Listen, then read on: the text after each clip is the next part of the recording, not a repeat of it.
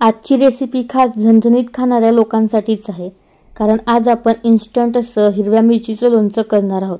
फक्त 10 मिनिटांमध्ये हे लोणचं तयार होते आणि संपूर्ण 6 महिने आरामात टिकते. अजिबात खराब वगैरे होत नाही आणि चवीला तर एवढं जबरदस्त लागते ना की मी तुम्हाला सांगू शकत नाही. जेवताना तोंडी लावण्यासाठी असू देत किंवा गोड खाऊन झाल्यानंतर झणझणीत खाण्याची इच्छा होते, अशा वेळेस तर एकदम बेस्ट आहे. चला तर मग हिरव्या मिरचीचं इन्स्टंट लोणचं बनवायला सुरुवात करूया. तर त्यासाठी मी इथे 125 ग्रॅम एवढी हिरवी मिरची घेतलेली आहे. इथे मी थोडी कमी तिखटवाली हिरवी मिरची घेतलेली आहे, पण तुम्हाला चांगलं झणझणीत खायला आवडत असेल तर त्या छोट्यावाल्या हिरव्या मिरच्या असतात त्यासुद्धा तुम्ही इथे वापरू शकता. त्या भयानक तिखट असतात. किंवा मग पोपटी हिरवी मिरचीसुद्धा वापरू शकता कमी तिखटसाठी. तर संपूर्ण हिरव्या मिरचीचे नाखण, देठ ज्याला म्हणतात, ते मी काढून घेतलेले आहेत आणि एक वेळ पाण्याने याला स्वच्छ धुवून घ्यायचं आहे. पूर्ण हिरवी मिरची मी स्वच्छ धुवून घेतलेली आहे. आता याला एखाद्या कापडावरती ठेवायचं आणि पूर्ण कोरडं करून घ्यायचं आहे. याला जरा देखील पाणी वगैरे राहता कामा नये. तर एक एक करून मी संपूर्ण हिरव्या मिरच्या पूर्ण पुसून घेतलेल्या आहेत. आणखी एक की हिरव्या मिरचीचं लोणचं करताना मिरच्या ह्या ताज्याच वापरायच्या आणि जरा देखील खराब मिरची यामध्ये अजिबात वापरायची नाही. यामुळे लोणचं लवकर खराब होते किंवा याला बुरशी लागू शकते. तर इथे संपूर्ण हिरव्या मिरच्या पुसून झाल्यानंतर मी एक चॉपर घेतलेला आहे. यामध्ये थोड्याशा हिरव्या मिरच्या तोडून टाकायच्या आणि याची भरड आपल्याला इथे करून घ्यायचं आहे. अगदीच पेस्ट वगैरे बनवायची नाही, तर थोडंसं जाडसर किंवा हिरव्या मिरचीचे तुकडे यामध्ये दिसायला हवेत. तुमच्याकडे चॉपर नसेल तर मिक्सरमध्ये सुद्धा तुम्ही याला बारीक करून घेऊ शकता. फक्त मिक्सरमध्ये करताना मिक्सर चालू बंद करून करायचं, यामुळे मिरच्यांची पेस्ट वगैरे होत नाही, तर मिरच्या अगदी एकसारख्या बारीक होतात. इथे मी मिरच्या थोड्याशा बारीक करून घेतलेल्या आहेत. आता यामध्ये आपल्याला लसूण टाकायचं आहे. इथे मी पाव वाटी एवढ्या लसूणचा वापर केलेला आहे, पण लसूणचं प्रमाण तुम्ही तुमच्या आवडीनुसार कमी जास्त करून घेऊ शकता.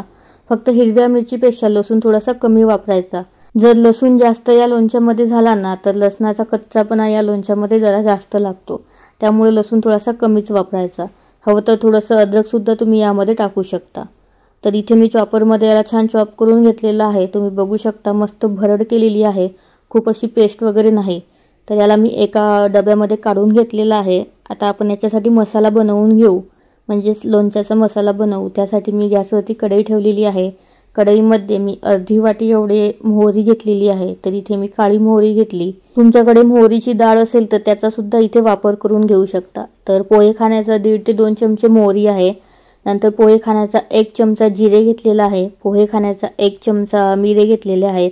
1 चमचा बडीशोप म्हणजेच खाण्याची सोप घेतलेली आहे आणि 1 चमचा धने घेतलेले आहेत. आता हे सर्व साहित्य आपल्याला सर्वात कमी आचेवरती 3 ते 4 मिनिट छान भाजून घ्यायचं आहे, जेणेकरून यामधला सर्व कच्चेपणा निघून जाणार. तर हे लवकर जळतं, त्यामुळे चमच्याने एकसारखं याला हलवत राहायचं. इथे आपला संपूर्ण मसाला भाजून झालेला आहे. आता याला एका प्लेटमध्ये काढून घेऊ आणि थंड होण्यासाठी थोडा वेळ बाजूला ठेवून देऊ.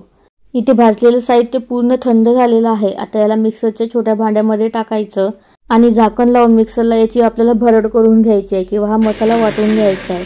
फक्त खूप बारीक अशी पावडर याची करायचं नाही, तर यामध्ये मसाल्याचे जाडसर कण राहायला हवेत. आणि मसाला बनवत असताना शक्यतो मिक्सर चालू बंद करून बनवून घ्यायचा, म्हणजे खूप बारीक पावडर याची होत नाही आणि आपल्याला हवी तशीच पावडर तयार होते.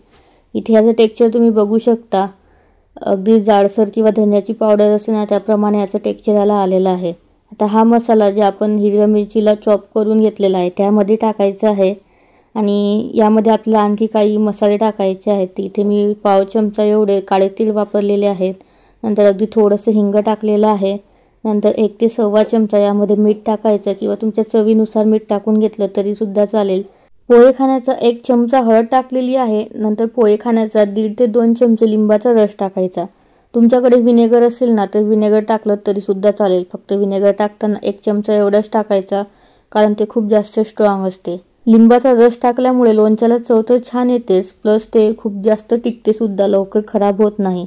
तर इथे टाकलेले मसाले छान हिरव्या मिरचीवरती लावून घेतलेले आहेत. आता याला थोड्या वेळ साईडला ठेवून देऊ. नंतर एक छोटीशी कढई घेतलेली आहे. यामध्ये भरपूर तेल टाकलेलं आहे. तर हे तेल आपल्याला छान गरम करून घ्यायचं आहे. तर कमी ते मध्यम आचेवरती तेल मस्त कडकडीत गरम करून घेऊ. इथे मी सोयाबीनचं तेल वापरलेलं आहे, पण या लोणच्यासाठी मोहरीचं तेल असेल ना तर लोणचं आणखी जास्त चांगलं लागते. किंवा कुठल्याही प्रकारचं लोणचं बनवताना शक्यतो शेंगदाणा तेलाचा वापर करायचा, पण माझ्याकडे नसल्यामुळे मी सोयाबीन तेलाचा वापर केलेला आहे. तेल छान कडकडीत गरम झालेलं आहे. आता हे थोडं थोडं करून तेल आपल्याला जे आपण लोणचं आणि मसाला लावून घेतलेला आहे त्यामध्ये टाकायचं आहे। तुम्ही बघू शकता तेल मस्त गरम आहे।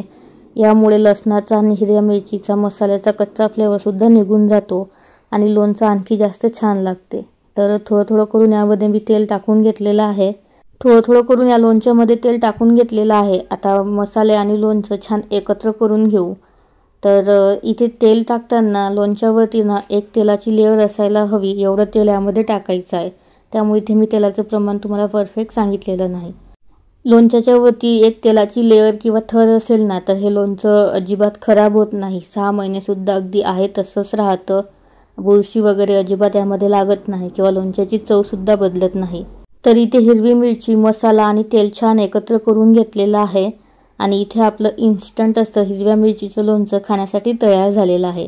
आता हे लोणचं स्टोअर कसं करायचं, तर इथे मी एक काचेची भरणी घेतलेली आहे। ही भरणी स्वच्छ धुवून पुसून कोरडी करून घ्यायची आणि नंतरच यामध्ये आपलं लोणचं भरून ठेवायचं। तर लोणचं भरताना फक्त काचेची भरणी किंवा प्लास्टिकच्या बॉटलमध्ये सुद्धा तुम्ही याला भरून घेऊ शकता, पण शक्यतो काचेच्या बॉटलचाच वापर इथे करायचा। इथे पूर्ण लोणचं मी बॉटलमध्ये भरून घेतलेलं आहे। तुम्ही बघू शकता खूपच जास्त टेम्पटिंग दिसत आहे, तोंडाला पाणी नक्कीच सुटलं असणार। तर याला एकूण मी चमच्याने छान एकत्र करून घेते। तुम्ही बघू शकता की या लोणच्यावरती ना तेलाचा एक लेयर आहे किंवा एक थर आहे। या लोणच्याच्या वरती असं तेल असेल तरच लोणचं 6 महिने टिकणार, अजिबात खराब वगैरे होणार नाही। जर कमी तेलाचं बनवायचं असेल तर तुम्ही याला फ्रीजमध्ये 1 महिनाभर तरी स्टोअर करू शकता, यापेक्षा जास्त नाही।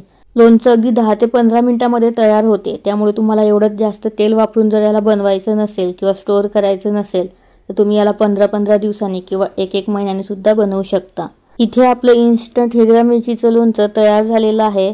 तर मग तुम्हाला लोणचं कसं वाटलं मला कमेंट करून नक्की सांगा। आवडल्यास घरी नक्की बनवून बघा। व्हिडिओला लाईक करा, जास्तीत जास्त शेअर करा आणि चॅनलला सबस्क्राईब सुद्धा करा।